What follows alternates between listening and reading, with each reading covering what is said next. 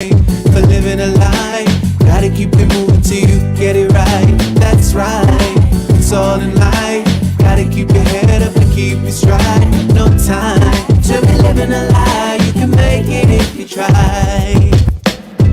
No, I heard them say life much better you live it your own way. That's right, it's all in life.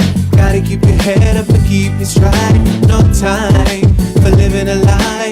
Gotta keep it moving till you get it right. That's right, it's all in life.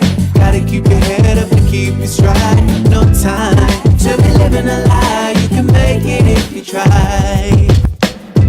No, I heard them say life much better you live it your own way.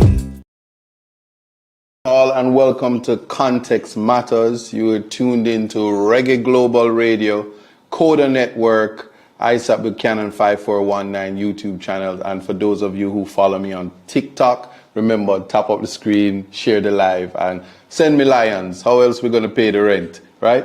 Now, I have a very special guest with me today, and it is the most honorable 5-star general, world boss, Mr. Ralph Gonsalves, the Prime Minister for St. Vincent. And although I am a guest in his jurisdiction, he's a guest on Context Matters. Welcome to the show. Thank you very much, Isaac. I'm happy to be here with you. I'm more honored. But I want to start by saying it is an honor to sit in the presence of such greatness. I'm humbled to be able to have this conversation with you. The Jamaican people, the Caribbean people, and especially the diaspora, the Caribbean diaspora in the United States, Canada, and the UK at large, they have so much to learn from you, and we want to take this opportunity to thank you in advance. Now, my first question to you is on the topic of leadership and sustainability. And it's a simple question. How did you manage to stay in power so long? Well, thanks for the introduction. I believe I'll probably have to get you as my campaign manager for the sixth term. Well, let me speak it into existence now before you even start. It is written in stone. I hope you're right. We go to the polls by the end of next year, 2025. I became Prime Minister on March the 28th, 2001. So it's now over 23 years, yes. Almost 24 years. It's a long journey. Why have I stayed that long and survived this jungle? I have a long history prior to becoming Prime Minister, being involved with the people of the Caribbean and my country. I've kept close to them, I know them well. My political activism actually is marked from October the 16th, 1968, when I was president of the Students' Union, the Guild of Undergraduates at the University of the West Indies, Mona, Jamaica. Mm-hmm. And I led what I've been told is the largest protest ever since the 1938 uprisings. The protest centered around the demand for the then government of Jamaica, Jamaica Labour Party government under Hugh Shearer. Was a good and decent man. Mm-hmm. The government had banned Walter Rodney, revolutionary scholar and activist from Guyana, from returning to Jamaica in the afternoon of October the 15th, 1968, and the next day, well, between when I heard about his banning and into the wee hours of the morning, I mobilized the students on campus and off campus, and there was a mammoth march, mammoth protest all the way down to Kingston. Beaten, tear gassed, and I made a resolve that day that I would set my bucket down and defend truth and justice integrity in public life, and fight against imperialism, colonialism, and struggle for the maintenance of our independence and our sovereignty, and to be in quest for the further ennoblement of our Caribbean civilization, and to reform, change, alter the economic base, which is the foundation of that particular civilization, our Caribbean civilization. So, and if you knew how I grew up in the rural area as a farmer's son. Yes. Very difficult circumstances. No electricity, no pipe-borne water, going to primary school barefooted. Have to navigate all the challenges. Get a secondary education at a very good school, the best school in the country at the time, St. Vincent Boys Grammar School, then on to the university. And my upbringing there, and when I lived in the city, in my senior years at school, I had close connection with the working people, the stevedores, the sanitation workers, the working people generally in the urban area. And I've kept those links all through, and I know how they feel about issues, because I've grown up as being part of them and being with them. I know sometimes when persons look at me in terms of my pigmentation, they say, but hey, he has his name, he's of Portuguese descent, which is true. But my family came here as indentured servants, Right. shortly after the abolition of slavery, the enslavement of African bodies, and difficult life. I'm glad that whole history has molded me. And then, of course, when I went to, I finished when I went to University of the West Indies. I grounded myself in the study of economics and politics and philosophy and literature and history, and further my education in different places, in the United Kingdom, in Africa. I'm told I'm the only head of government outside of Africa who attended an African university. I went to Makerere in Kampala, Uganda. And I just continued to work among the people. I studied law in the United Kingdom also, taught at the University of the West Indies, practiced law subsequently, and being involved as an activist and connected with people. And, you know, there are some people who say they love people in the general. Loving people in the general is not the issue. That's easy. You have to love people in the particular. Wow. And the particularity of love brings joy and pain. And the aggregate of all the individual loves. And the process of that, everything together in an integrated whole, becomes an instinctive love for human beings, for humanity, building solidarity with my brothers and sisters across the Caribbean and oppressed peoples across the world. Those things have informed my politics, and I have stayed through all the changing scenes of life, faithful to these fundamental precepts.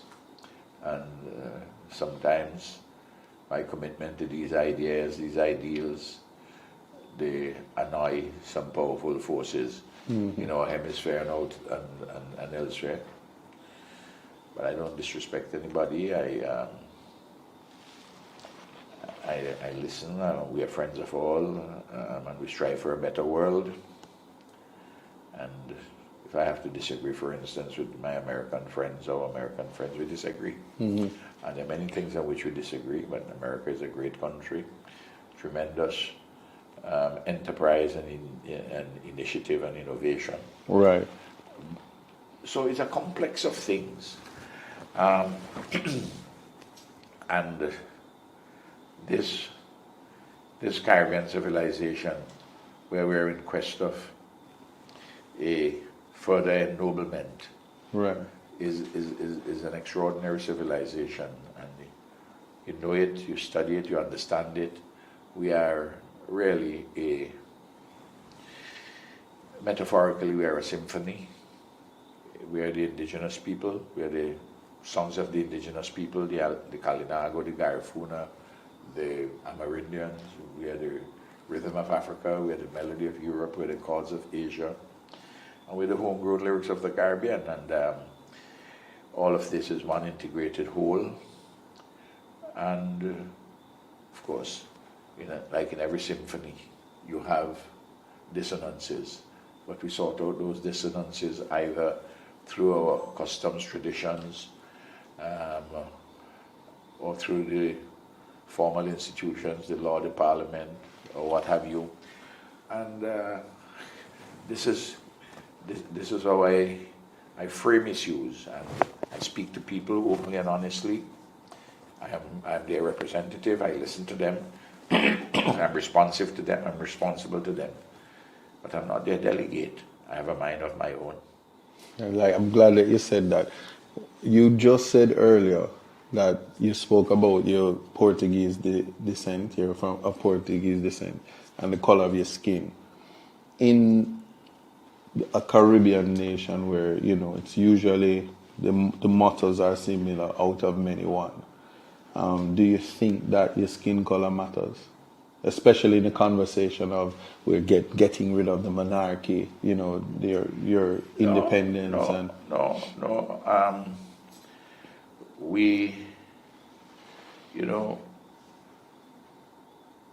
This issue has to do with the nature of your upbringing and your social relations, and how you connect and you're in solidarity with people. And what you have to be aware are persons who are stuffed with petty bourgeois prejudices, people who are in quest of hegemony by monopoly capitalism, and people who want to create unnecessary divisions among our people. All kinds of reasons, and we have to always be striving for unity and solidarity, and to do so in faith, in fresh hope, and in love, in the interest of the people, always.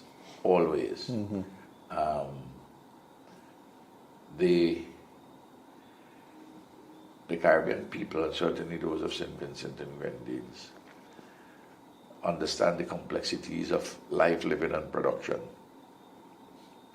And they don't want you, and certainly I don't, oversimplify things.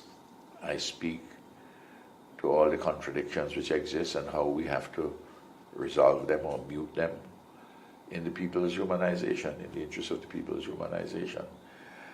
And then, of course, I've developed a lot of good political skills, organizing, mobilizing people. I have good programs, policies, which connect with people's interests, of the bulk of the population. And I have an advantage, I believe, on the opposition in this country, because they're quite backward. They look forward to the past. Sometimes when I hear them talk, they look forward to the past, knowing that they're turning in the wrong direction. Knowing that their future is behind them. Yes. And I look forward with people, and we have a lot of challenges in small island developing states in the contemporary world. Right. All the fallout from globalization, climate change, the complexities arising from modern information technology, cultural imperialism, and the like. But, men and women make history. but only to the extent that the circumstances of history permit them so to make. And I learned very early that although the shortest distance between 2 points is a straight line, I can't climb the La Soufrière mountain in a straight line. I have to take zigs, I have to take zags. But I make sure that when I take a zig or a zag, I don't end up in a cul-de-sac or a dead end. I'm still going to the mountaintop and dealing with the challenges. Get into the destination. And get into the destination. And of course, in a parliamentary democracy, which itself has inbuilt compromises, at its core, you have to use the law as an instrument of change in the interest of people. So you have to master many different moving parts in a competitive democracy to get to your optimal goals, your desired ends. And we have been delivering for the people of St. Vincent and the Grenadines in every material particular, and they keep voting for me and for our party. You raised the question earlier about leadership. Mm-hmm. Well,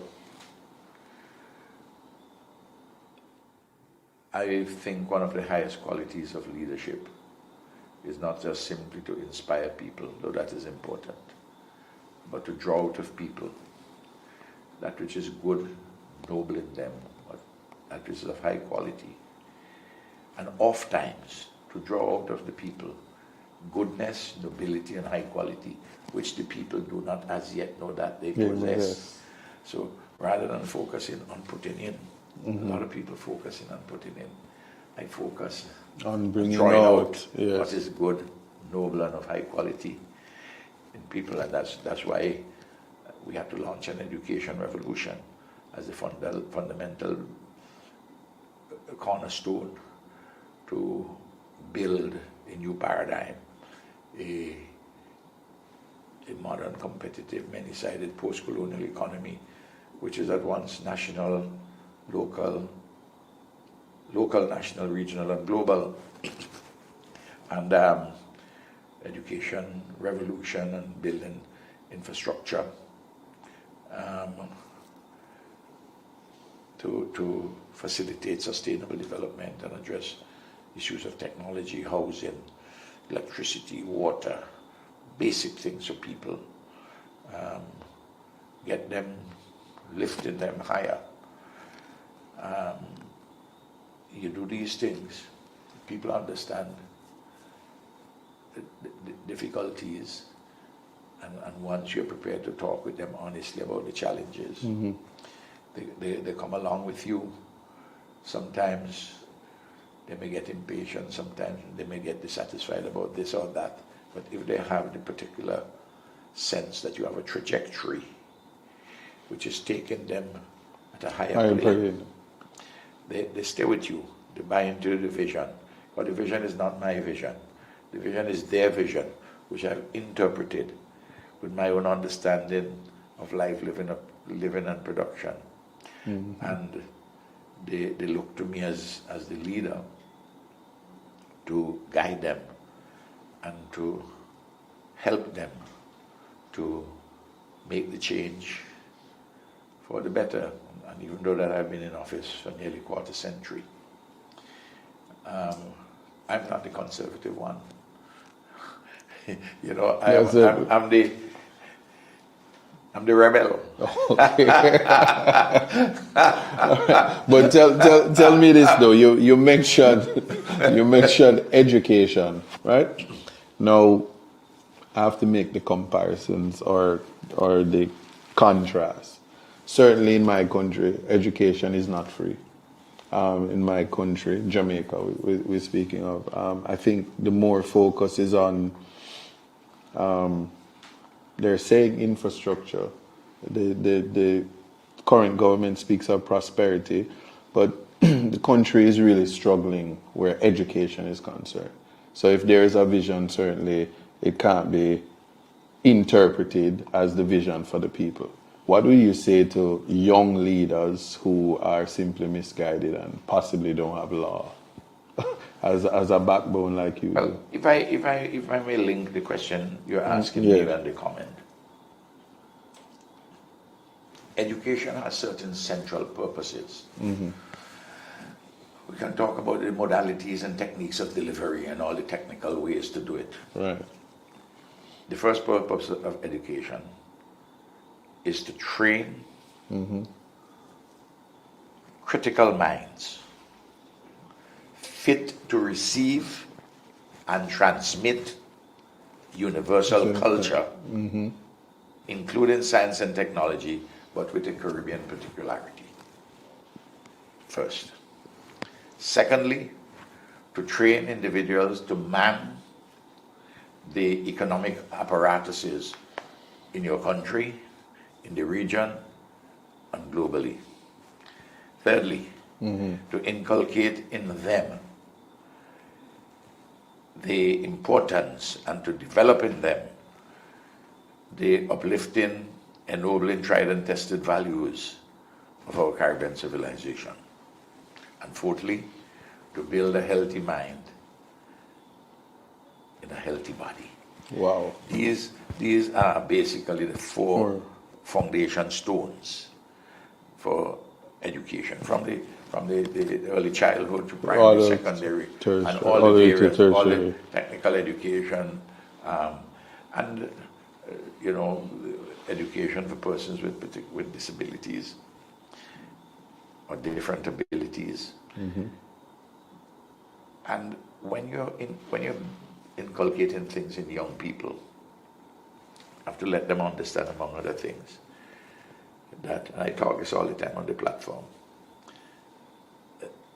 that you're not better than anybody, but nobody's better than you.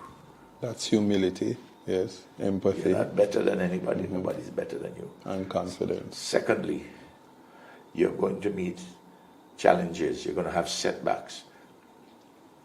And anytime there's a setback, you must turn that setback into an advance. A lot of young people get opportunities, and for various reasons, they don't have confidence in themselves. People try to pull them down. I said, listen to me. You're a special creature of God. Everybody is special. Own image and likeness. You have abilities. Find where you want to go. These brothers who are here, cameramen, they have a particular gift. They've trained themselves, so on. But when you said that just now, one said, no, award-winning cameraman. Award-winning cameraman. Okay. Yes. But they're young people with a multiplicity of different skills. Yes. And know that they can always be the best that each of them can. And you need to have the commitment to do it. Passion is important, but more important than passion is commitment. Stick-to-itivity. Commitment. These are messages I preach all the time. Of course, the cultural imperialism and the modern media, what they try to do, they try to extol in individuals, young people in particular, individualism. It's like an atomized individualism, but you can't get anywhere unless you're in solidarity with people. They may even play to the vanities of some young people. Oh, you're very bright. You can get it all on your own. Well, there are two types of brightness. Brightness which blinds, and brightness which illuminates. Right. You're driving your SUV, coming towards me. I'm driving mine. We're both on high beam. Yes. We're so bright, each of us, that neither of us can see each other. You can only have and possess a brightness which illuminates if you do it in conjunction with other people, in solidarity and in faith and in fresh hope and in love. And that faith, the classic definition, in the Bible, is reflected also in the Quran. Faith Yes. is the substance of things hoped for, and the evidence that which we have not yet seen. And the love you must possess must be like an ever-fixed mark that looks on tempests and is never shaken. You don't unlove the particularity. You don't unlove in the particular. Right. It may bring you pain sometimes. When I come back to this theme. But the only way you can have true joy is at the same time loving in the particular. I'm not talking about just individual man and woman. No, there's seven tenets, agape and yes, eros, you know, and all these things. If you go about St. Vincent and the Grenadines and you talk to people who are around in the year 2001 and before, all these ideas I'm talking to you about are ideas which were not accepted. But people have now grown and bought into internalized these things. And of course, as they've internalized them, they're also demanding more and more of me. And that is quite in order. But it means you're in a position to spoil the citizen. No, that's quite in order. Right. Isaac, because there are waves of different generations. Expect more. With different expectations and better ways of doing old things and to do new things. And you yourself, as a leader, you have to be learning all the time from them. Let them teach you as you help to guide them. Not guide them just with information. That device you have in your hand has a lot of information. How you use it is the question is to build knowledge, which is to interrogate information and develop causal connections between phenomena. You build knowledge. Right. And then you get an understanding. And as the Hebrew writers would tell you, once you get that understanding, you have to go to another level. You have to apply your heart to wisdom to arrive at judgment. It means experience come in. And you help to give persons the benefit of your knowledge, your understanding, your experience, and your wisdom. It's once you have it with clarity in your head, it's not a complicated business, you know. And you do it easily and naturally. And always I come back to, you love people. You want to help. You want to... This is an obligation. The prophet Micah posed the question, what does the Lord require of us? And its answer, to do justly, to love mercy.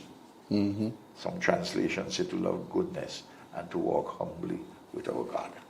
Now, these are, to me, things which are so straightforward and self-evident, and you try as far as practicable to have them manifested in the real world, of course. In a competitive political system, some people don't like Ralph. Some people don't like your party. Some people think you should do that different. And that's just all part and parcel of the rough and tumble democracy. But at the end of the day, you keep winning the elections and carrying out your program in the interest of the people. And look, that's beautiful. What I want to go to now or transition to, because you speak about leadership and solidarity. CARICOM has a rocky history or a rough history, especially in relation to Jamaica. I would ask about the Federation, but more so interested in Jamaica's role in CARICOM now, and what do you think about it on the point of solidarity in terms of oneness in the Caribbean? Well, the Caribbean community, CARICOM, for those of your viewers, listeners who are not aware of it, came into being in 1973 at the Treaty of Chaguaramas. And then in 2001, there was a revised Treaty of Chaguaramas. And the revised Treaty of Chaguaramas sought to deepen the integration movement. Now, there are 4 pillars in this integration movement. Economic integration, which the treaty, the revised treaty, posits that you must seek to move to a single market and economy, which involves freedom of movement of labor, addressing not only a common external tariff, but also to see how we can integrate production and other aspects of economic integration. The second is functional cooperation, education, health, etc. The third is integration as far as practicable on security matters. And thirdly, to coordinate as best as you can the formulation and execution of foreign policy. Right. That latter one is of great importance. All have great importance, but that one is important from the standpoint that for small island developing states like ours, foreign policy and appropriate foreign policy is essential to be able to better interface with the challenging, demanding external environment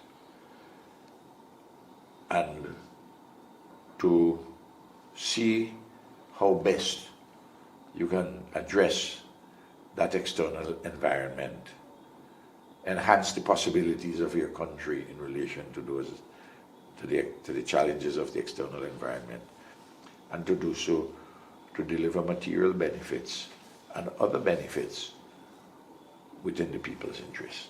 Now, CARICOM's history has had, in terms of its successes, it has been uneven. It has had some remarkable successes, and it has had slow movement, and some may even say failure in some areas.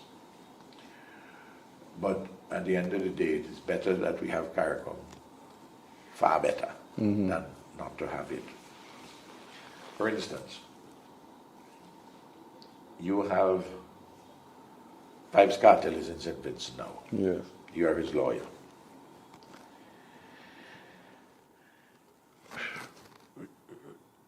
Just as in the Shanique Myrie case, which you know, the one with Barbados. And the CCJ. Yes. And the CCJ, the Caribbean Court of Justice. Nobody can stop Cartel as a Jamaican from coming to St. Vincent and the Grenadines. Nobody can stop you from coming, save and except on only 2 reasons. One, that you don't have enough money to sustain yourself. To pay for the hotel room and to eat food. And that's not the case in relation to you or Mr. Palmer, otherwise known as Vibes Cartel. Secondly, if you're a security national security threat, and when you come in, if they're going to deal with you for that, they have to tell you what is it. Why is it that you can't come in? Right. Because this is community law. It doesn't matter what your national law says in relation to us in the community. Strengthening freedom of movement and the oneness. Strengthening of freedom of movement and oneness. Tomorrow in Parliament, I'm going to the bill for the enlargement of categories which are accepted by CARICOM for people to move freely, including agricultural workers, domestics, and so forth, on top of other categories of professionals and tradesmen and teachers and nurses and creative artists and media people and the like. Now, if you didn't have that, you could always have some arbitrary exclusions. Right. But we have agreed that we have to do this in order to deepen our integration. The common external tariff is very important for economies to help to protect you against third countries which may be able to undercut your local production if you didn't have the common external tariff. Things which difficult to move to are like having a common currency. That's problematic. And you do those things which are practicable in all the circumstances. And we just had Hurricane Beryl. Got support from the Caribbean Disaster Emergency Management Agency, got support from the Regional Security System, got support from the CARICOM Disaster Response Unit, and so on and so forth. Individual governments came and helped in one way or the other. I'm just giving you that as a practical I know. matter, and they helped immensely in the relief phase. And now that we're moving into the recovery phase, 7 weeks later, they've also been helpful. And to help to negotiate your relation with other institutions, including the United Nations, including the World Bank, the IMF. So you get strength. Yes, yes. So then the question then is, what is the biggest problem affecting the regional integration? Well, in your view, what do you think it is? The CARICOM is integrating a phenomenon called islands. Even though you have 3 countries in CARICOM which are not islands but are continental, Guyana and Suriname are on the South American mainland, and Belize is in Central America. Islands are peculiar phenomena. When you're in an island, when you're in Jamaica, or any of these young men who on the camera, you tend to think that the island is the world. The seawater surrounds you. Right. And it's not that you're chauvinistic, but islandness is peculiar because it emphasizes in almost everybody an inward look. At the same time, there's a tension because you see the seawater and you know there's something beyond it. Yes, so there's a tension between the inward look and the outward gaze. Plato's cave. How do you resolve that inward look and the outward gaze? Really, it's the same phenomenon which the British people faced.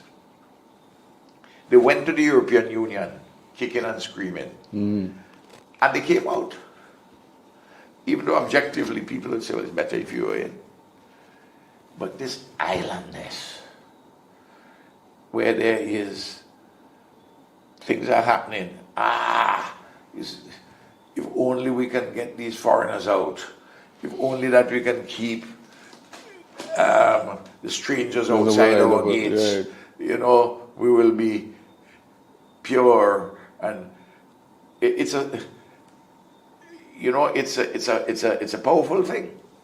So you always have to negotiate that, and that's the first thing. The second thing, the construct of CARICOM is that it does not possess, as in the case of the European Union, a central executive mechanism. Which you think is needed? Yes. Okay.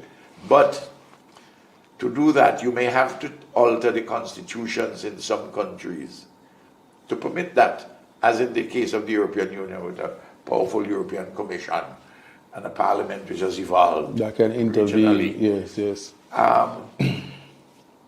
What you have is that the CARICOM Treaty essentially is an intergovernmental agreement where each country says, okay, we're going to deal with our economies, we're going to deal with our security, we're going to deal with foreign policy. But leave our islandness alone. And the not so much and functional cooperation, education and like.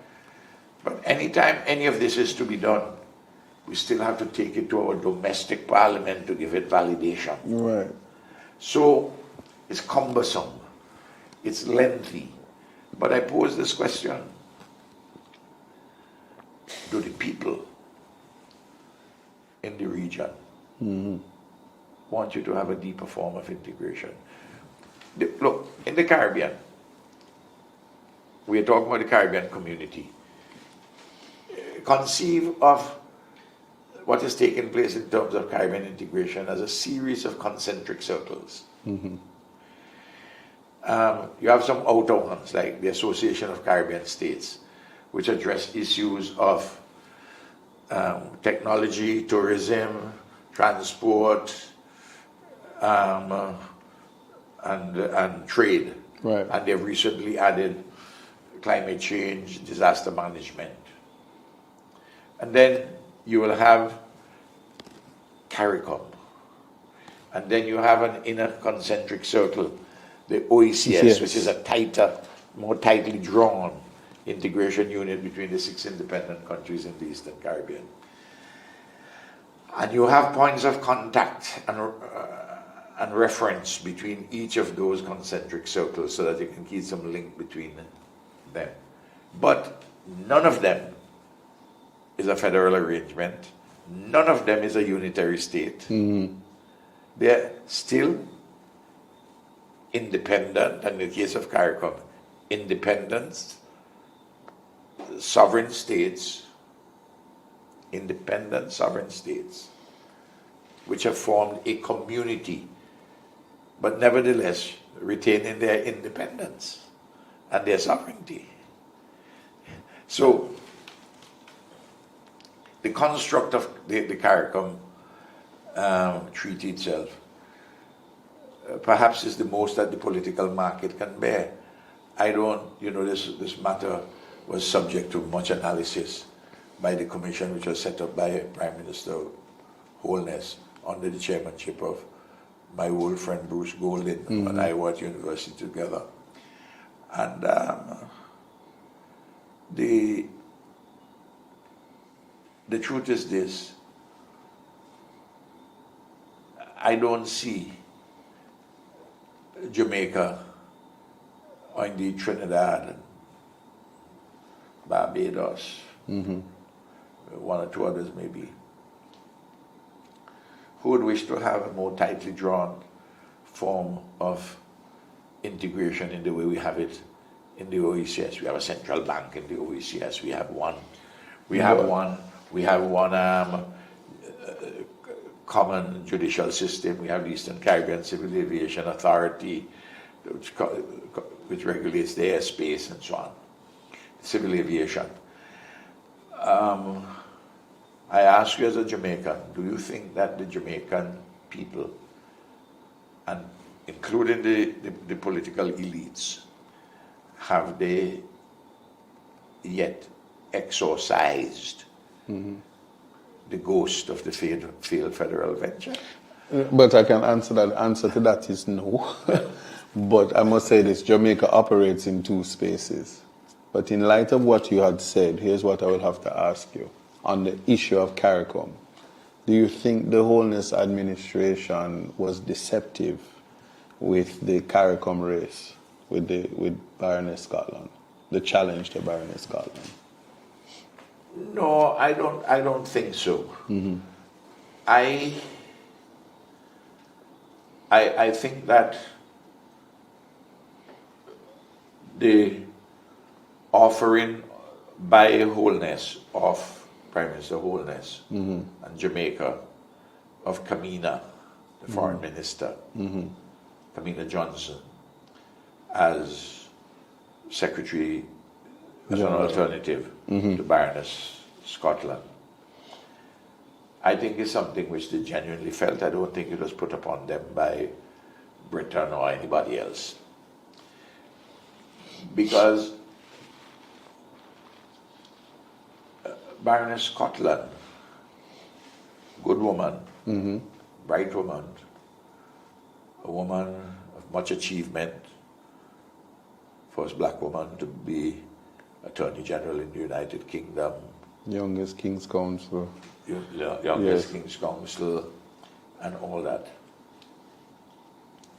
But though she was born in Dominica, of parentage Antiguan and Dominican, when she got the Secretary Generalship, she was, for all practical purposes, a British candidate. She lived in Britain for almost all of her life. She became a cabinet minister and an attorney general in Gordon Brown's Labour government.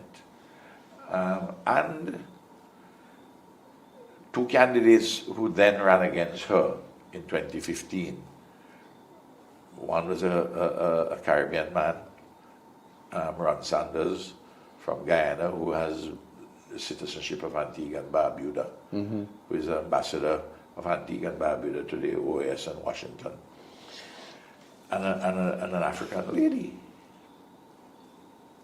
Now,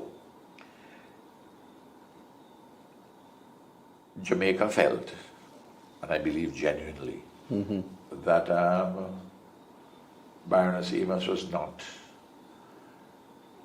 Baroness, not Amos, Baroness Scotland was not performing to the extent to which they believed that she should have been performing in the interest of the Commonwealth as a whole.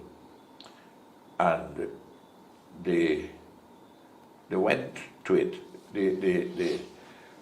The campaign, you could critique the campaign, and the campaign caused divisions within CARICOM. CARICOM, right. But to tell you the truth, that is more episodic than anything else. I mean, I don't think it affects Jamaica's relationship with CARICOM. I don't think that had any negative effect. Personally, I haven't seen that. No, I'm happy you said that, because context matters. Certainly, when you're in the space, yes, the narrative would yes, be colored differently. Kamina Johnson was a serious and able candidate. She is also a woman, sharp intellect. She's a Caribbean person, in fact, more of a Caribbean person than Baroness Scotland, which cannot be debated. Right. So, this doesn't mean that the Commonwealth acted wrongly to re-elect Baroness Scotland and defeated Kamina Johnson. Perhaps in different circumstances, Kamina could have been Secretary General of the Commonwealth, and it wasn't it was a fairly close run race. It certainly was. So I don't think that it is anything of any real moment. Look, I ask you this question too. One of the issues which was confronting Baroness Scotland's campaign, she was, and still is, a member of the British legislature, the House of Lords. She's on leave from the House of Lords. Some persons ask the legitimate question: should you have had someone who is on leave from a national parliament becoming the Secretary General of an international organization of states? Such as that. Some persons saw that as a matter of high principle. Others thought, well, it's a peculiarity of the British system. They can ride with it. But I don't think that the matter has caused any bad blood at all within the region. And to the extent that it caused any at the time among any person or persons in leadership, I think that is episodic. I think that is, I don't think it has had any lasting effect adversely. All right. So here, trick question. You have been around, evident by your 5 stars, I would say, for a long time. Yes. Who is your favorite Jamaican Prime Minister? You're in the hot seat, you know. You No, can't well, dance around this one. Everybody in Jamaica knows that philosophically, I am closer to the People's National Party than with the Jamaica Labour Party, philosophically. Yes.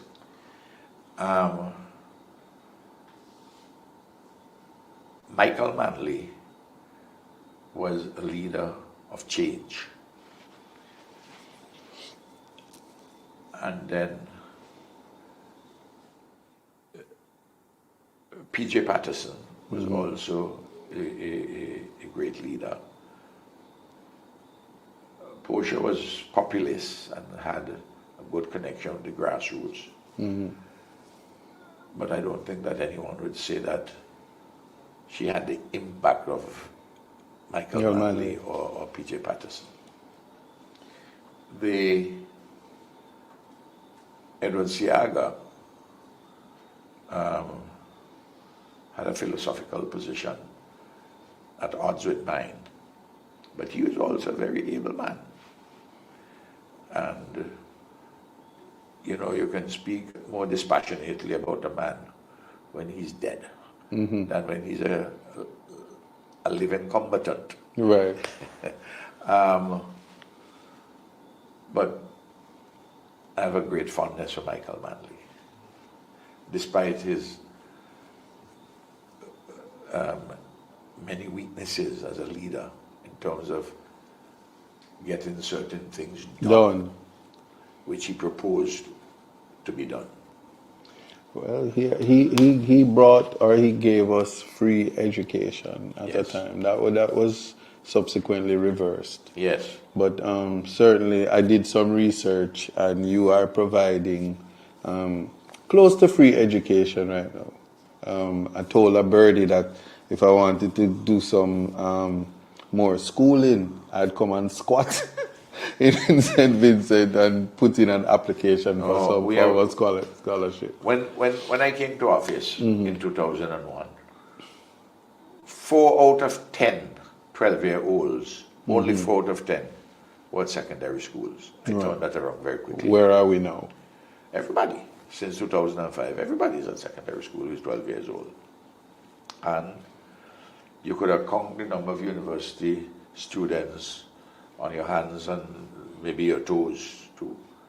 Now, there are thousands. We are on target for, by 2030, to have on average 1 college or university graduate per household. And spending a hefty sum, a lot of money on education.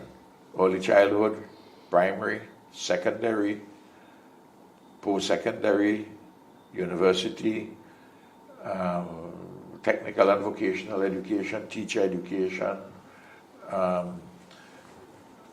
the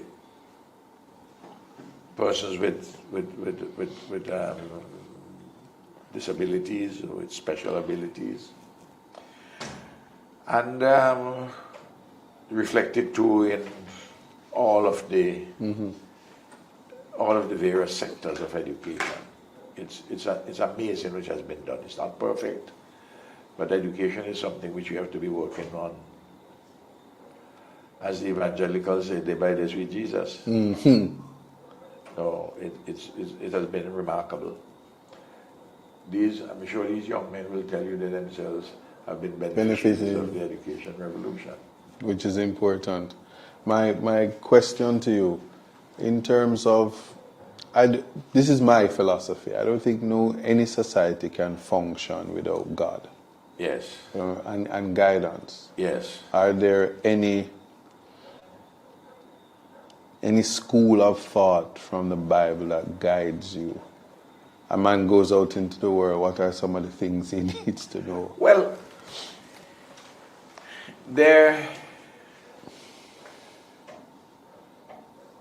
from a philosophical standpoint, I have said in Parliament that I'm a Matthew chapter 25 man. You have to quote for them, you know. We have some ungodly people out there. No, We're going to school them today. no. This particular chapter has three very interesting parables. Jesus spoke in parables. The first of the parables has to do with the 5 wise and the 5 foolish virgins.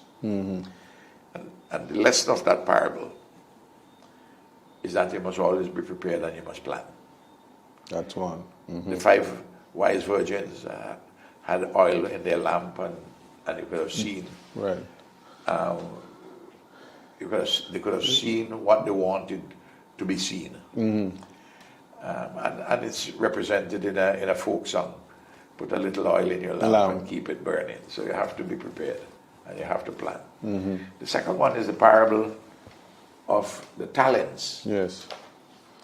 Now, 10, 5, 1 talent. And one person, the person who got 1 talent buried his talent. And his master was very hard on him. He said, why are you burying your talent?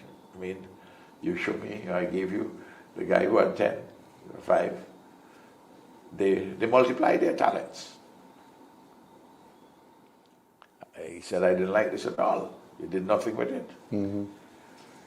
What that tells me is that we must have a philosophy at that point, in that second parable, of from each according to his ability, to each according to his work. But if you have that only, that you're remunerated only in accordance with your work, you'll have great disparities if there's not something which regulates. Which regulates. Right. And that's where the third parable is of great interest. The one about separating the sheep from the goats.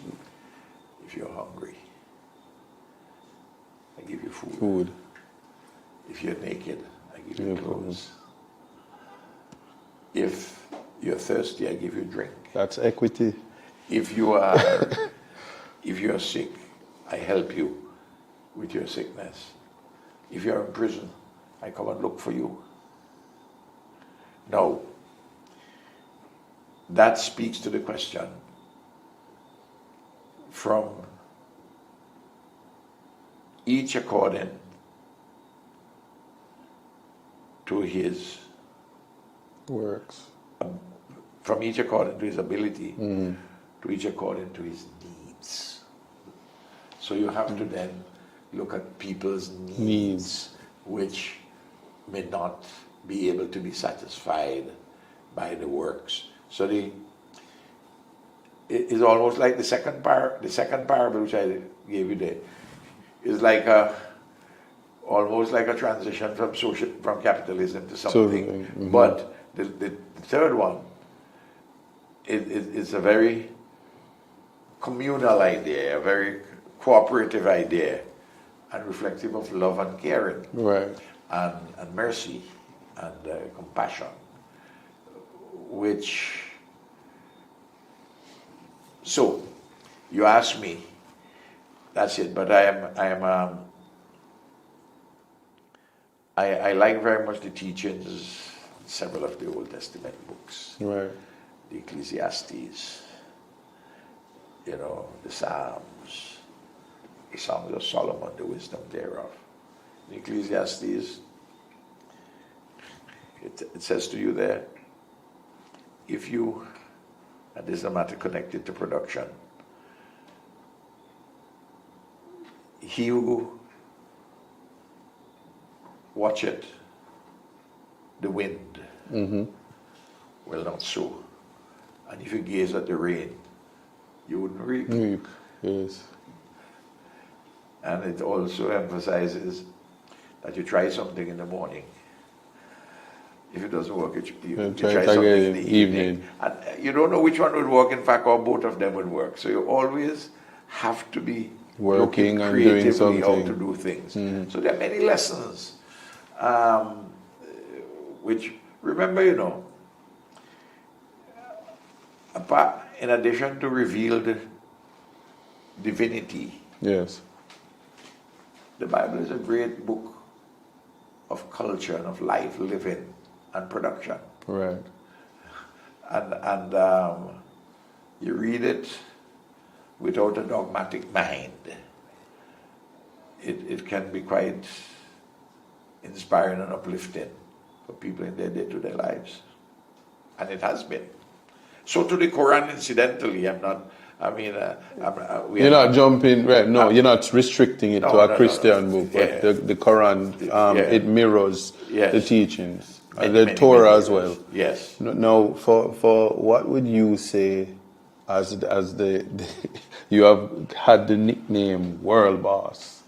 What would you say to the critics that would say, how could you have entertained such a controversial dancehall artist? Well, you know how this started, because you are at the heart of it. Mm-hmm. Marlon Samuel came down here a few weeks before. Yes. I've known Marlon Samuel since he was playing cricket. And he came to give solidarity with us. Yes. After Union Island, yes. After the Hurricane Beryl. And I've been advised that he's a good friend of Mr. Adi Palmer, a.k.a. Vibes Cartel. And he knew of some health challenges he had, and I think Marlon probably checked out here and saw that, well, we have some good professionals who may be able to help.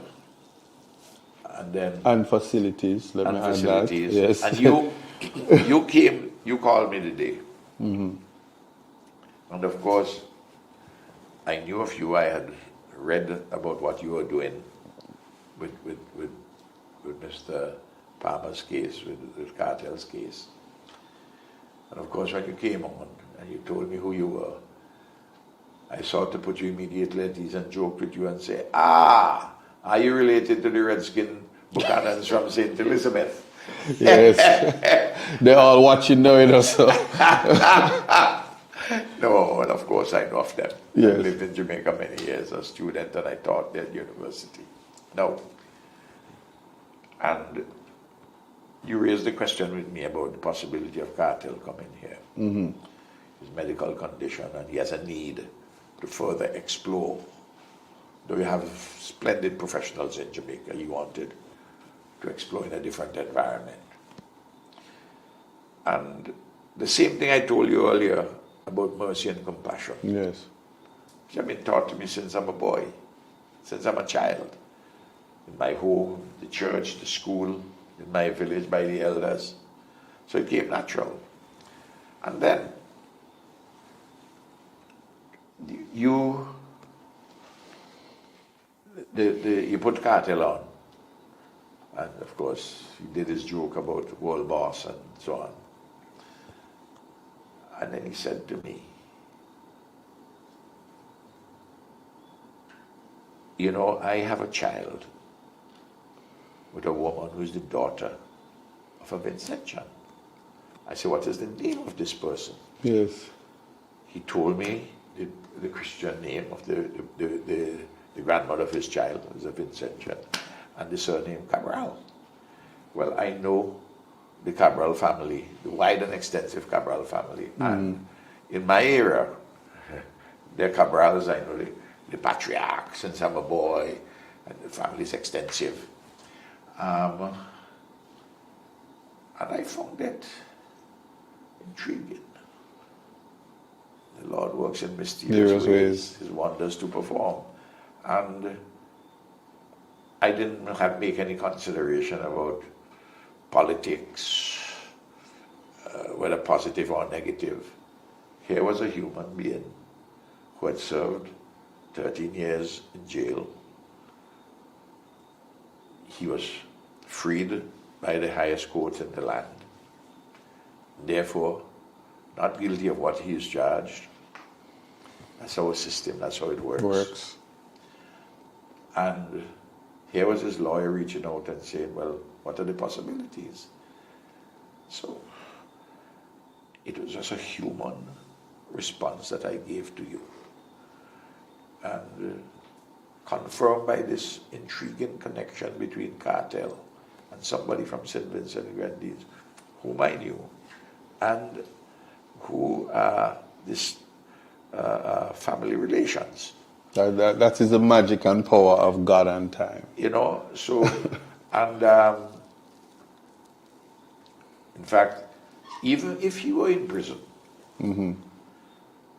and needed help, Intervention, yes. and I could help, You would. I would help.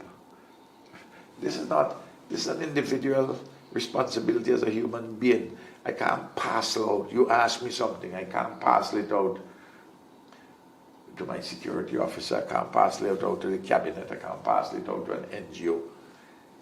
This is a personal responsibility, an act of kindness and compassion and mercy, grounded in humanity. It's just basic. I didn't give any consideration, I'm telling you, Isaac, to any other extraneous circumstance. And that is why context matters. I have done my research. Act of kindness and compassion. You are a role model to men.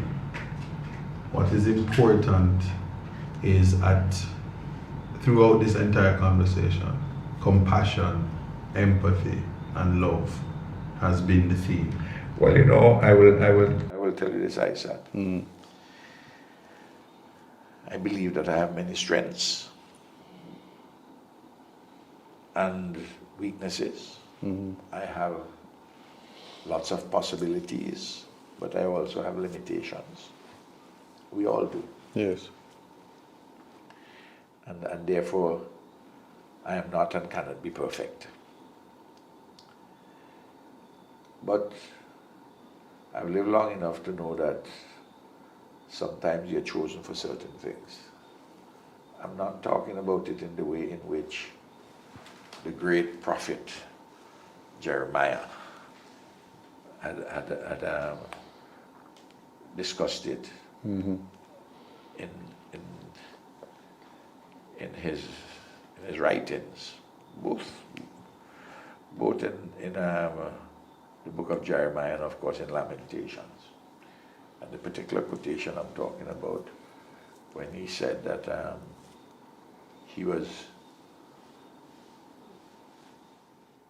the Lord is speaking to him, that I knew you before you were formed in your mother's womb. I blessed you, I sanctified you, and I appointed you as a prophet to the nations. I'm not raising my situation at that level, but I think it would be fair to say that over the period that I was earmarked and chosen for a time like this. What are the chances of a boy born in deep rural colonial St. Vincent in 1946 with a mother who had finished primary school and a father who left school at age 10, 11 to go and work on an estate. Of course, he built himself, he and my mom, over the years in their farm and in their small retail wholesale business. What are those chances? You know, you're born into a situation where there's a hall and chamber house, there's no water, no pipe-borne water, no electricity. I think God answered those questions. So the thing is this, to become the longest serving Prime Minister of St. Vincent and Grenadines, and I believe continuously in the region. It's I leave all of those things to the historians to write about and others who can divine things better than I do, but the people must have seen something in Ralph and Ralph's vision. And I come back to where you asked at the beginning, and to articulate that vision and to get them along with me in our party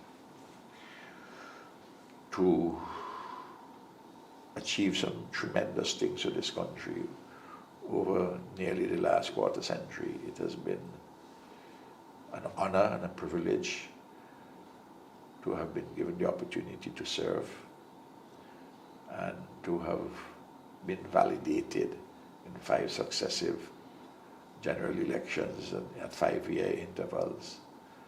It's a remarkable record. If I even say so myself and try to put myself on the outside of the issue. Well, here's why I'm gonna stop you. I'm not a prophet, but things I'm sure about. As you get when you get your 6 star. No, I'm gonna show you why context matters. This is why you're gonna get your 6 star, and this will be the last question I have for you, and you will close this segment by answering this question. Yes. You did something during COVID that the world, even the WHO, said otherwise. While there are nations struggling with, I can say it, the Prime Minister Andrew Holness, he uses states of emergency as his only crime fighting tool and uses any disaster as an opportunity to lock people down. How is it that you managed not to put your country under lockdown and have the economy crippled by an obsession for infringing the freedom of movement and liberty? Well, I figured out purely as a practical matter, if you lock down the country, you're causing unnecessary pain and suffering to the entire country, to all the people. And you lock down, when you open up, you're going to have an explosion. So, other countries locked down against us, we didn't lock down.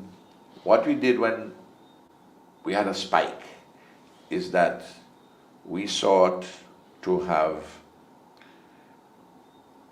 those frontline public sector workers, police who have to interface to arrest somebody, teachers teaching people's children, people at the port, immigration and customs who interfacing with persons who come in, for them to be required to take the vaccine as part of their employment. Right.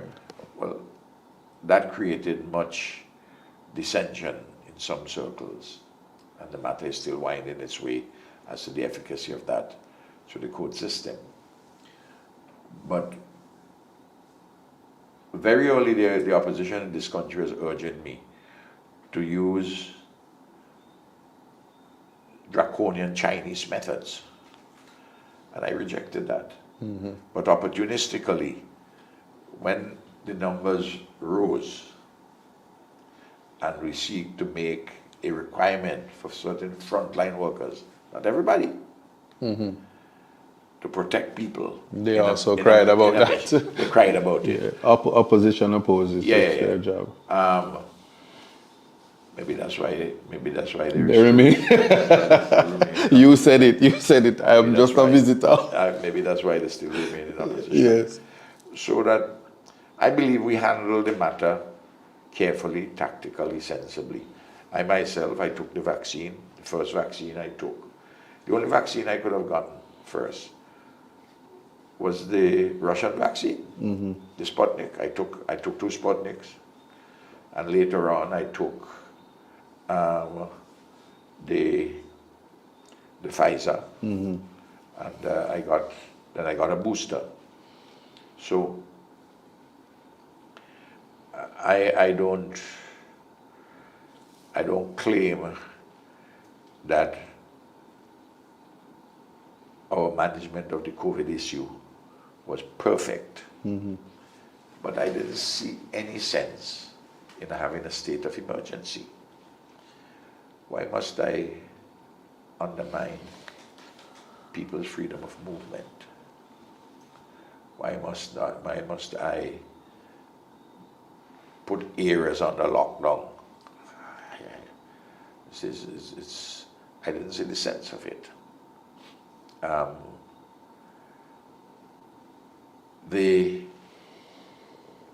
This was an epidemic which people were experimenting to see what could work best. And we just did this in the most common sense of ways. I think that we succeeded in containing this particular epidemic. Just want to make a general point. In my 23 years plus as Prime Minister, I've never declared a state of emergency. There's a public health emergency with COVID under the Public Health Act, but that's not a state of emergency. Right. That doesn't infringe people's fundamental rights and freedoms. In a natural disasters, I declare a natural disaster emergency under the National Emergency Management Act. That also is not a state of emergency under the Constitution.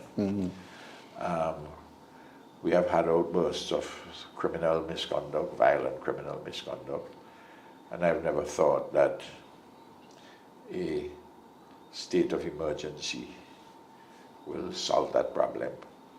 So in your mind, that's not the answer? More complicated than that. The situation is different. I'm not sure about all the aspects of what would prompt the government in Jamaica to have a state of emergency. They would know their situation best.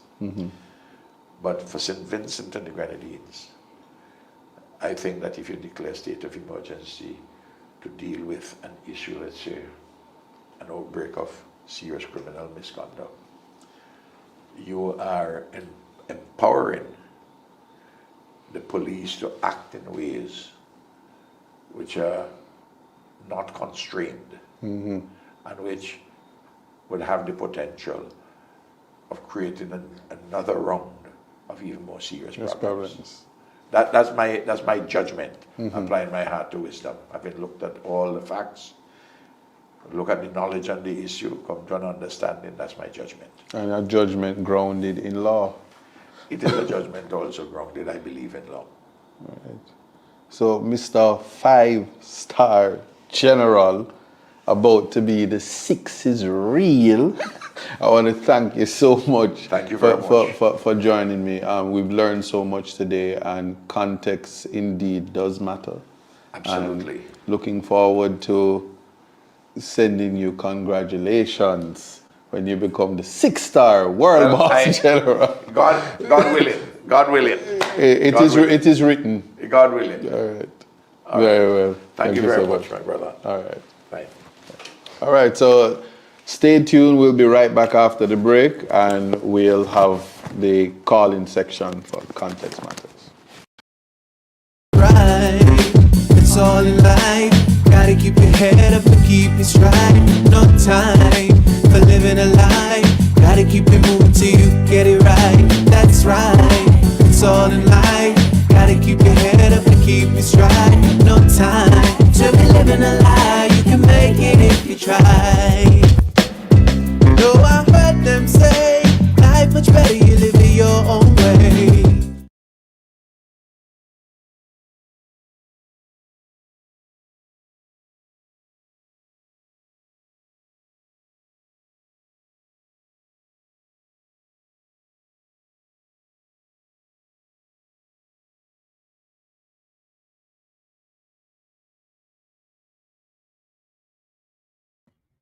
I want to say to everybody, thank you for tuning in.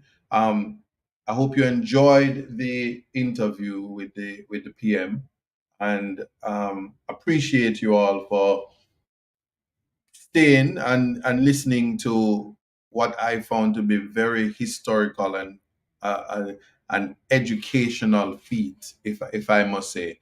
The importance of this conversation is to put in context how necessary it is to have a unified Caribbean. If whether we call it CARICOM, whatever we call it or whatever we choose to put to it, is what is important for us to appreciate, for us to understand, for us to have some semblance of reality that the only thing that separates us in the Caribbean space is the Caribbean Sea. We are all brothers and sisters, seven brothers, seven different minds. But when we bring it all together, there there is a certain sort of, or there is a reality that greatness comes from the Caribbean. The Olympics is evidence of this. Jamaica is so used to getting all the medals in track and field, but when we wasn't there, our sister from St. Lucia did the job. Black people all over the world.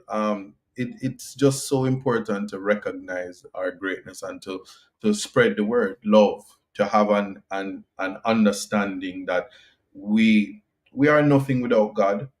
God is certainly the reason why we are here, and to have that connection will certainly change the narrative for us. Now, to put things in context, every country has I was gonna say a geographical location, and then use that as a marker. But what I want to really say is that no two countries will be the same. So whilst it is that we appreciate everything that the Honorable Prime Minister has to say, and he has a remarkable um, legacy that he leaves behind. Clearly the longest reigning prime minister in the Caribbean, and he has seen many prime ministers. Very few people you can ask what do you think of other prime ministers, and they give their answers. But Jamaica, we have a lot of work to do, and we put it into context in terms of leadership. We The comparisons, as I did have the opportunity to look at the comment section, and we are quick to make comparisons, but I can tell you, like with politics everywhere, we have two leaders that I know everybody love in the Caribbean, and that is the five-star general world boss, Mr. Gonsalves, and Mia Mottley, the Honorable Prime Minister of Barbados. But there are persons, and all leaders have their detractors. So while there's people who love you, as the Prime Minister says, there will be people who hate you. What we must do is to always remember about love, empathy, compassion, being a humanitarian, respect for the Constitution, and it is there that we find that kind of understanding and knowing that better country, a better Caribbean we can only get there through solidarity, through unity, and bringing the least among us to a level where they too are independent and educated. That was one of the significant takeaway. I don't have to stress anything about the states of emergency because you know it. But on another note, Jamaica found oil, lots of it. Did you know? How do you feel about that? What is it? What are your thoughts? And are we now real rich? Are we Sobolius? Are we Sabate? Are we on the Bantan, Are we sipping sparkly water because oil is there, or are they gonna thief it and we don't get nothing? I don't know. I don't know. Only you can tell. And as I said, this context matters. We are entitled to feel how we feel about leaders, and there will be persons who don't agree with leadership, but we must stay awake, stay focused, and as we stay focused, we don't lose sight. We don't let ad hominem rule or control the narrative, because what certainly is important is the ability to ensure that as we develop and expand our mind as critical thinkers, we do so knowing that we want to be better. We want the best versions of ourselves to certainly emerge, and through that we will have better conversations and look for a brighter future. Now, I'm going to certainly open the phone lines. I want your thoughts, comments, and see how best we can have conversations. Tell me what your thought is. And yes, the people in the comments said that I should go do my research and find out who the real people. I tell you who real people are. Real people are people who you get the opportunity to meet, sit for yourself, find the judgment by how people deal with you. The impressions that you have of people without knowing them is something that we should really try to eradicate. We should try to eliminate as a part of our narratives and our existence. We can't just simply pass judgment without knowing people, without having the opportunity. And I will say this: it was an honor and a serious opportunity to meet a humanitarian and also a senior attorney in the region that also appreciates human rights, that has defended people, and ensured that liberty was restored where it was necessary so to do. So, as you have your experiences, you can only speak from your experience, but certainly from mine, I met a leader who was deserving of his 5 terms as prime minister. I met a leader who I'm sure will have 6 terms, because I came to an island of St. Vincent and did tour the island and have been to Beckway and other places. And I will say this: to come to a place where cleanliness is godliness, and the spirit of the people, and you can see, as a small island, development is and vision is, you can see it, and you can understand it. You want that for where you are from, and you hope that everybody will be able to experience that, because these are the things that certainly is important to us. I don't know about you, but certainly for me, that is important. And why am I saying this? I'm saying this because we. Yeah, somebody said, "What's the number to call it?" And somebody should have said, "I saw you chat too much. Run the number." But I don't know. I don't know. I don't know. See what going. Yeah, so you can call the number and we can try to have a conversation. Your thoughts, your ideas, your comments, because this segment certainly is for you. And again, in the space, somebody did ask, "What's the crime rate?" Um, Sometimes we have to ask the question: is it the crime rate that we're worried about, or is no? It's not a Vinci number; it's a WhatsApp number. So it's 876-832-2205. And as the calls come in, I will gladly try to respond, and see how best we can have the conversation. But again, I'm saying, are we worried about the crime rate, or are we worried about the murder rate? Are we worried about extrajudicial killings? Are we worried about the lack of education? Have we gone anywhere in the region? This is not limited to Jamaica. So this interview was not this interview. Mr. Jeffrey Tavares, how are you doing? I'm trying to let me see how best I can. Yes, go ahead, sir. Say it was an awesome program with Comrade Rolf Gonzalez. I mean, believe you me, Isaac, Yes. the program sell off. I love the program. I love the Prime Minister. He just humble himself and speak as how everybody know Comrade Rolf. Mm-hmm. Because I had the pleasure of meeting him at one point at the Denver agricultural show in Jamaica. Mm-hmm. And believe you me, he's a person who you can approach.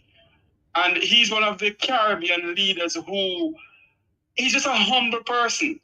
And I like the way how he explained to you about the CARICOM and so forth. Right. And Isaac, believe you me, I love this program.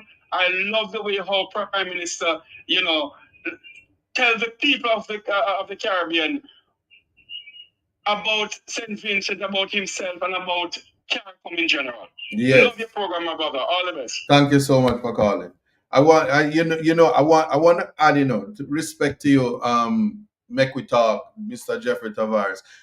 Listen, the Prime Minister did promote his country, which is his mandate to do.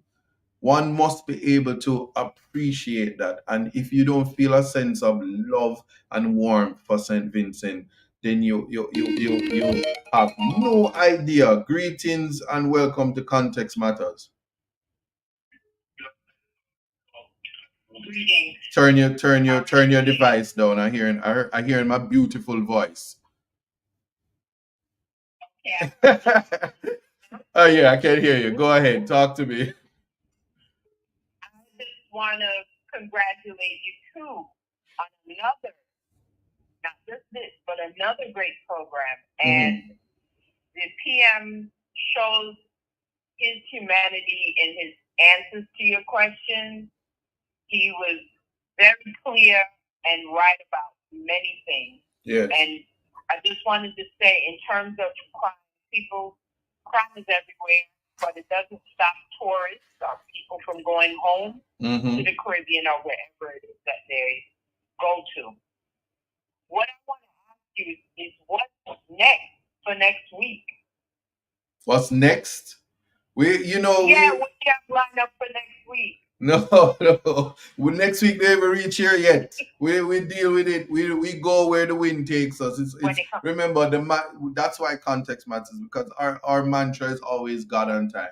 And who knows who knows who we will speak to next week. But every time we speak to somebody, it's just so we can learn and expand our knowledge and find some sense of humanity. What the Prime Minister showed us today was how important it was to have compassion and empathy and to suspend judgment in the name of extending the ability to be a human being and show love.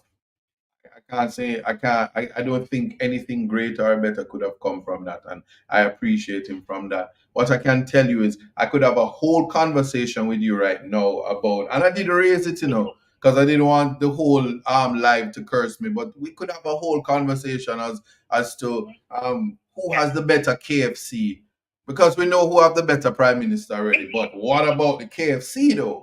Because I've been on the island and the original chicken, it kind of a little better than the Jamaican, but I changed my mind. It's Jamaica have the better KFC, and the St. Vincent people may I leave tomorrow, so they can't do me nothing.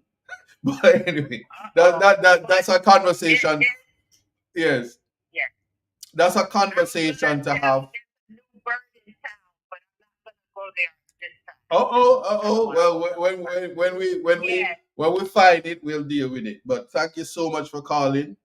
Appreciated your comment. No, thank you. All right, take care. All right, bye. Yeah, so that's one of the things that I wanted people to appreciate. Hold for me, caller.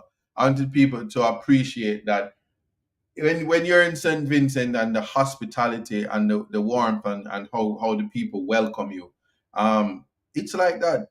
People treat foreigners really nice, and what we should be working towards is to be treating our brothers and sisters like they're tourists. Treat them like it's the first time you meet them, and show them the love and respect that you do to the tourists when they come in. Because if people had treat me as nice as they treat me in St. Vincent, if they did that in Jamaica, I'd be like, wow. But let's put it into context, because I know Jamaica, my Jamaican people love me, and they say see me and live with me is two different things. But what we need to get to is a place where we certainly are loving everybody and treating people equally, and trying to have people get to a place where we're one. Let me put it that way. Carla, are you still there? Yeah, man, Isaac. All right, greetings. Tell me who you are, where you're calling from, and what's your contribution. Yeah, man. Yes. I born in St. Vincent, First off, I say big up to you and That's the world it. boss himself, All right. Gaza, man, Yes. A young youth and a Gaza we say for a long time. So we see our prime minister, a governor of our country for a long time, just like we see world boss govern dancer. Yes. You're saying so he get the name world boss, Vinci world boss. It just makes sense. Yes. You understand? But we have a thing in our first banner was the justice here. In English it means peace and justice. Right. You understand? So for you being a St. Vincent right now is a good look. It's a good thing for you and our general Vibes Cartel same way. You see? Yes. So we just want you to go and enjoy yourself and do what you can do. You leave tomorrow. The people them are very loving and opening. They have a very open heart. They will accept you. You understand? So more when you leave tomorrow, you come back again and enjoy the country. But me live a foreign right now. I do music too, but more soca we do as I see a soca our thing. We try the dancehall, but dancehall not really our thing. So world boss being in Vinci and bringing the entertainment, talking about entertainment, you meeting the prime minister, good for the youths because we need much more the entertainment sector in our country. That is very important to the youths as much as jobs and work and all these things. So it's a good look, man. Big up yourself on your show. All right, blessings and thanks for calling. Speaking of artists, I made Problem Child. Big up yourself. You have a really, really, really great record. Looking forward to many very great music coming from you, Problem Child. Greetings and welcome to Context Matters. Hey, greetings. I just want to say that St. Vincent has a really strong leader. And if you could just ask him one thing for me, ask him if I could come and live over there. Listen, I don't want, listen, I know it's good to have tourism, but I don't want everybody coming here begging to live in St. Vincent, and then I hear a disclaimer that Isaac must return to St. Vincent because him sending everybody to try and live here. So, but yeah, it definitely is. And what is great is, listen, man, island life is the best life. Saint Vincent people, the Vincentians. Oh my God, they're Jamaicans, They can't tell me nothing. Yeah. We one and the same, and stars come from the Caribbean, and that is something that we must never forget. So, being here and seeing the love that the people have is unmatched, and we need to we need to continue to uplift each other and do better and rid ourselves of negativity. That's what we need to do. But thanks so much for calling, Carl. Appreciate it. Yeah, man, you deserve some flowers. All right, blessings. Yeah, man. All right. Greetings, caller, and welcome to Context Matters. Yes. Isaac. Yes. All right. Don't know what happened there. Greetings and welcome to Context Matters. Big up yourself, big brother. How you doing, man? Good, my brother. Hey, Isaac. Yes. What beautiful interview. Yes, man. It was. I learned so much. You guys went and represent Jamaica, something that the people in power could never do. Look on you and a man that just come out of prison could represent Jamaica in such a beautiful way. The Prime Minister that you spoke to just now was cool, collective. Yes. How much done people house? That the man they don't lock up people in them yard. Listen to how the man talk in such a way. 5-star general. Eh?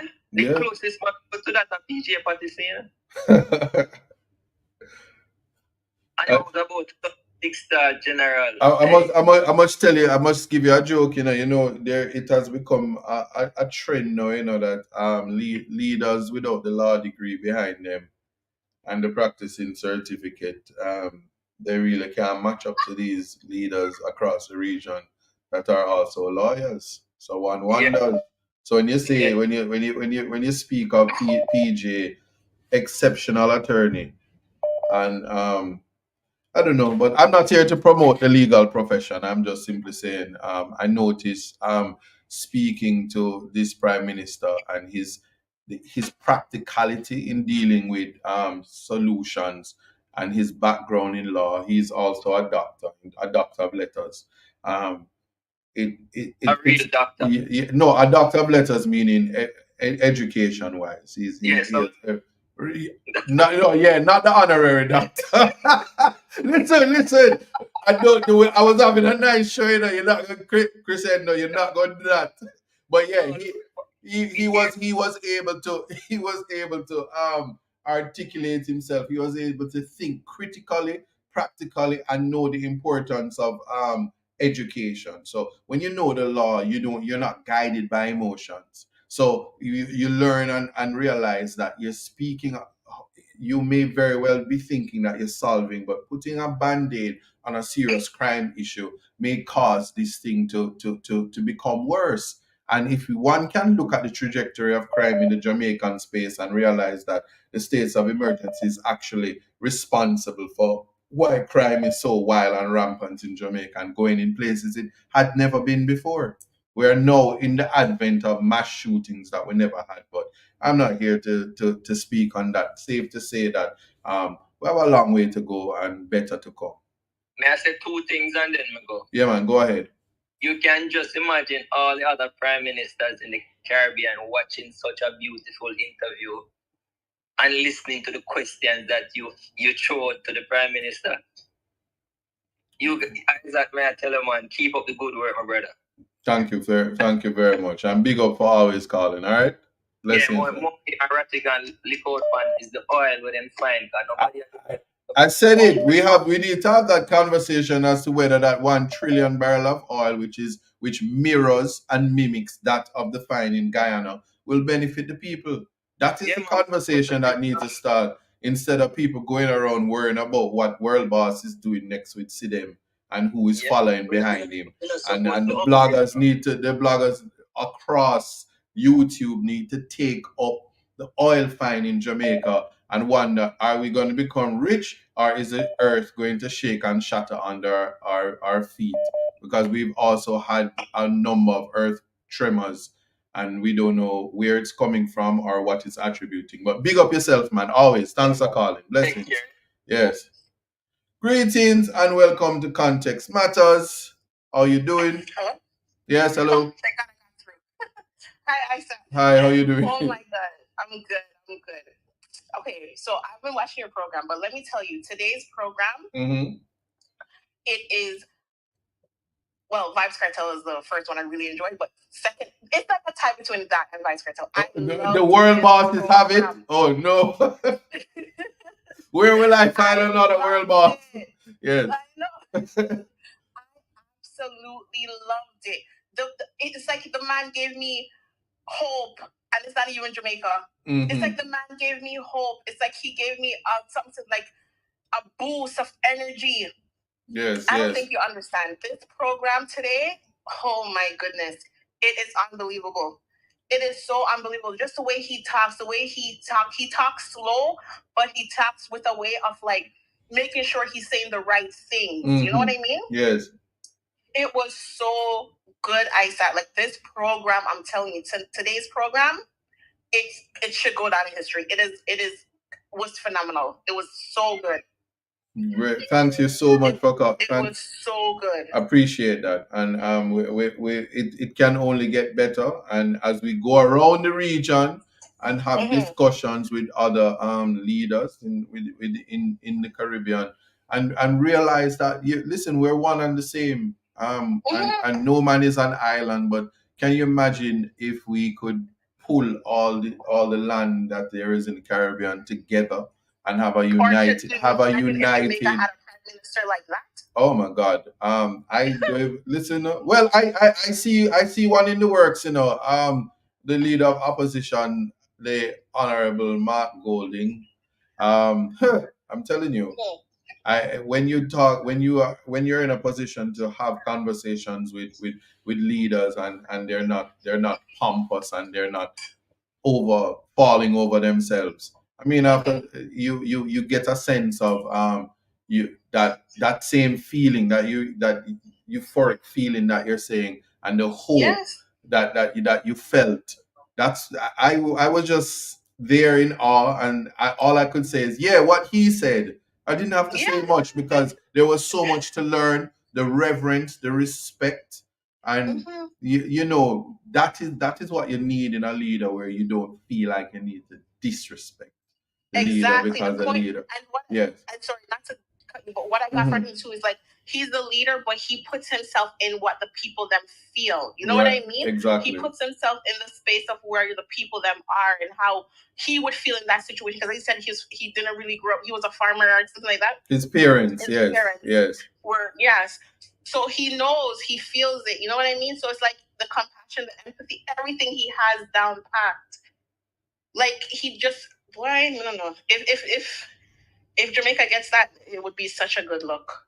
It would be such a good look. Well, God and time. God and time. That's all I will tell you. But thank you so much for your call. I appreciate you. Yes, no problem. And you're putting me under so much pressure. Where can I find the next world boss to interview? Barbados? Anyway, let me stop. All right. Take it easy. Bye. Okay, take care. Bye. Yes, all right. And so we there is a time when we are to learn how to the big TV, the moving walls is left in Jamaica. When you're traveling, you can't travel with the big TV and the diamond bed. You don't know that already? Yeah. We must get to a place where conversations must feel healthy. Conversations must certainly it must certainly do for you what you expect, which is a better life, a better feeling, hope, prosperity. You want that feeling. You want it to be real. So when your leaders start to show you that they're there to serve you, and not that they're going to be a Pinocchio, a puppet on a string, but they hear you. And we just want to be heard. In the space, when people protest, they say, we want to talk. If you sit down and said, I am listening, they don't even know what they want. So the feeling of hope and the feeling of change is what you always want. And vision. You want to be in a space. So to be honest with you, there are about 5,000 persons in St. Vincent that receive scholarships to go and study anywhere in the world. Naturally, studying at the university. If you're UEcated, you have a little lose, a little something about you, and you want that. But we have a caller. Caller, you're on the line. How you doing? Welcome to Context Matters. Talk to me, though. All right, first hang up. Hello, caller. Greetings. How are you? I'm good. I was down the wrong number all this time, wondering why nobody answered my call. But congratulations, you are not only the toughest, baddest lawyer on this planet to me. You also an awesome journalist. You did a wonderful job, even better than my baby Andre Stevens. Mine Andre here, you kicked me out of the Powder Draw TV University. No, I don't want to kick me out. I love you and I love him, but trust me, this was the best interview I've ever seen on any television program. Wow. You did awesome. You were very calm and collective, and so was he. I loved how he has this sexiness about his interview. It was very clear, precise, to the point, and I really know I'm so motivated to come to visit his country. I'm telling you, and the Yeah. thought. Listen, Yeah. when you do come to St. Vincent, you're going to meet somebody named Kelly Glass. He's a millionaire, but don't tell him I said so. He will take you out on his boat, and you'll go to Beckway, and you'll have lunch in Beckway, and you'll just feel you just feel like a billionaire, huh? When you're too popular, it makes me. No. I'm making him popular. I'm the one that's making him popular. I want you to know that there are people who you would never expect to have be cloaked in humility. Okay. That you realize that when you're here and you don't know the difference between the millionaire and the poor person, you want because everybody respects everybody. That's that country now. Yes, I envision a Jamaica like that. So to come to a place where that's happening, I'm in awe. So I definitely will say come to St. Vincent. That don't mean you must come to Jamaica, I'm not saying that. No, I go to Jamaica. Oh, okay. Because you can't exist. There's a certain type of chicken. People cursing me about it, but there's a certain type of chicken that you can't live without. Unless you go play. Yes, but thank you. I did enjoy the interview. I can tell you that to learn from somebody that has a plethora of knowledge is what it is the experience that you get going to the University of the West Indies and being taught by someone else could call it. All right, no problem. Take care. All right. Yeah, to learn and to experience that. Sitting with the Prime Minister was a unicated experience, and I appreciate that. It was very, very well received, and I'm glad that the people loved it. Greetings, welcome to Context Matters. Caller. Okay. Greetings and welcome to Context Matters. Good evening, Mr. Isaac Buchanan. How are you doing? I'm doing great. I love your show tonight. I really appreciate how the Prime Minister broke it down when you asked him about turn your device down, please. You're okay. repeating. Yes.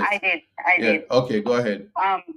What I liked about the interview with the Prime Minister Yes. was how he broke down the context of not looking at Vibes Cartel or Mr. Addy as the symbol of the negativism surrounding him and his music and everything that happened. Mm-hmm. He just basically looked at him as a man who was wrongfully incarcerated, who was very sick and needed medical help, and he thought that he would be able to help, and he welcomed him to his home. Mm-hmm. And I really like that. Like, he just dismissed all the other propaganda and everything else and said, I'm just going to look at the fact that this man went through so much for 13 years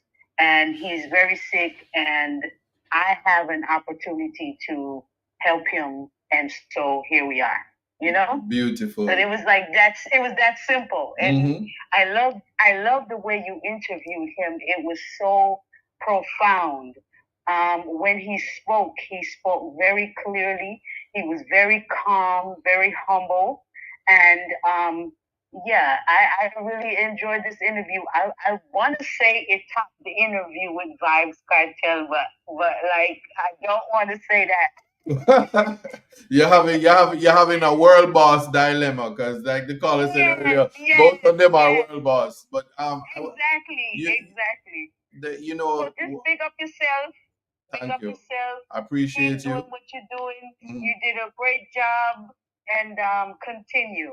Yes, Have thanks. a good evening. All right. And remember to like, subscribe, share the YouTube channel. We also tune into Reggae Global Radio, Coda Network. To my TikTok people, you must go over to the YouTube so you can see what's going on generally. And of course, send me lions, send me gifts. How else we gonna travel? Huh? You gotta tap up the screen. Send me a universe. Do something. Yeah, but seriously, people like, subscribe. Share the content, put all things in context, and there's so much more to learn. There's so much in the world that we need to have more conversations about. I appreciate each and every person that joined the live, and I'm happy to know that the interview was well received. I appreciate that, because I can tell you that when it comes to Caribbean excellence, especially as we continue to have the conversations about the CCJ and the Privy Council, and the idea of independence. Caller, just hold on. Let me complete this thought. Hold 1 second. And the idea of independence and removing ourselves from the monarchy and all of that.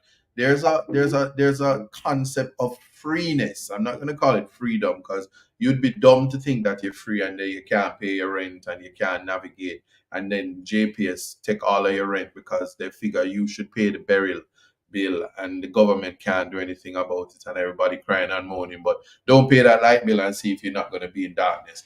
With the type of freedom that's needed, we need to get there, and we can only do it through conversations and just understanding the space and changing the narrative and spreading love. Less negativity, and even judgment must be constructive criticism. Caller, this is the last call that I can take, so talk to me. Welcome to Context Matters. Hi, sir. Good Yes. afternoon. How you doing? Good. I said, I'm really touched Yes. by your interview, and I just want to encourage you to continue having these type of conversation with our leaders, Yes. because our leaders must recognize, for them to provide proper service to those people who elect them, they have to learn how to serve. They have to be servants of the people. Mm-hmm.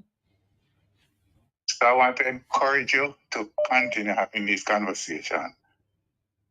You're a brilliant guy. You're a brilliant guy. And the interest that you have in human rights, I mean, I'm so impressed. Thank you so I'm much. a big fan of your father. I'm a big fan of your father. And I know where your pedigree is coming from. Very well. I appreciate that. Big up yourself, big youth. They're your fans in a big youth, not mine. All right. Thank you so much, caller. Blessings. All right. All right. Take care. Yes. Welcome to Context Matters. Well, this person, I'm going to call back this person. You know, I'm going to call them back. I see this number calling every minute. I'm gonna call you back because I noticed that you were calling. Yes, greetings and welcome to Context Matters. See, I'll call you back. Yes. Okay. All right. Yes. So that's the last call for the day.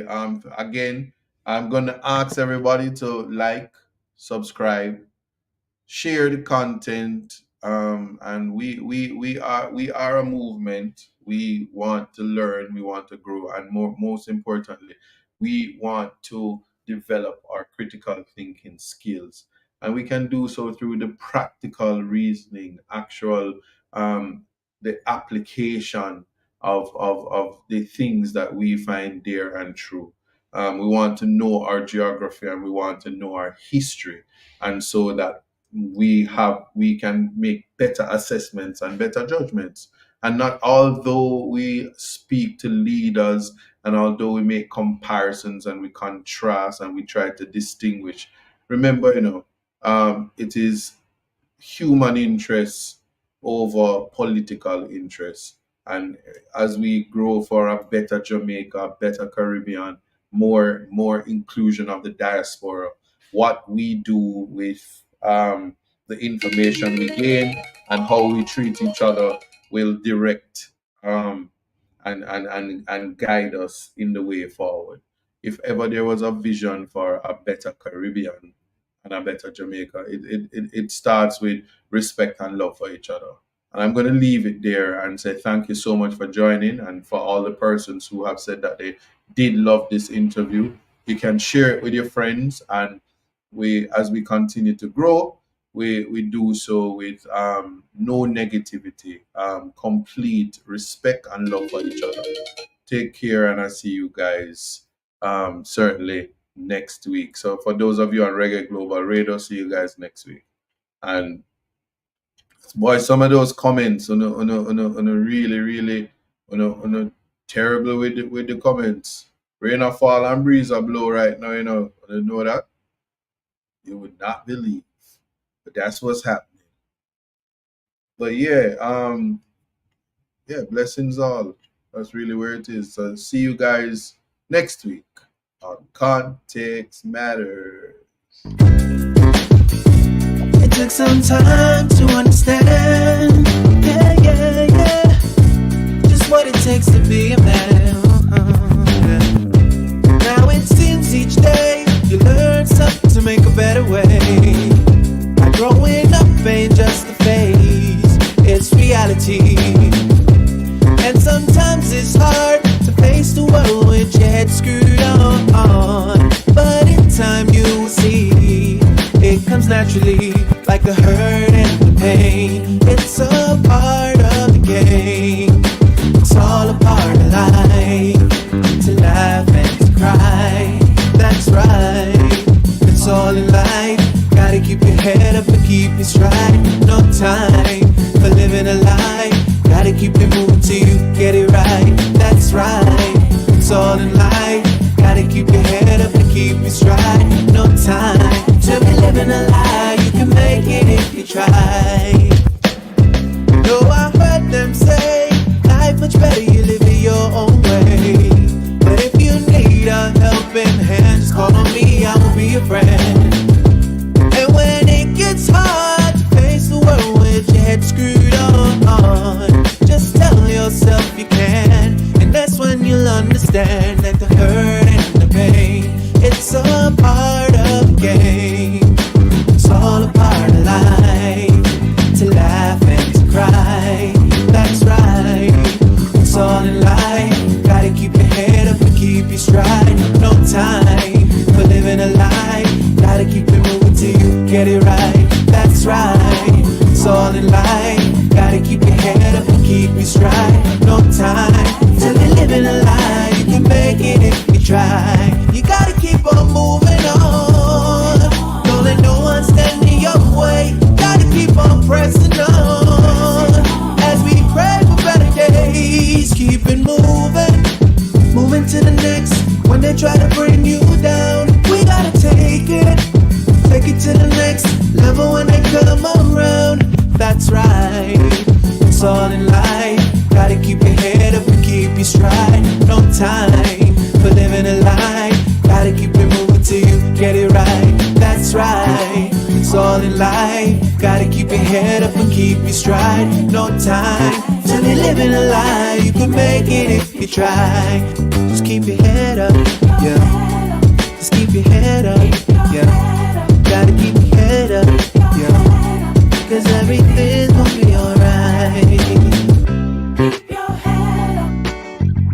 Keep your head up. Keep your head up. Cause everything's gonna be alright. Cause everything's gonna be alright.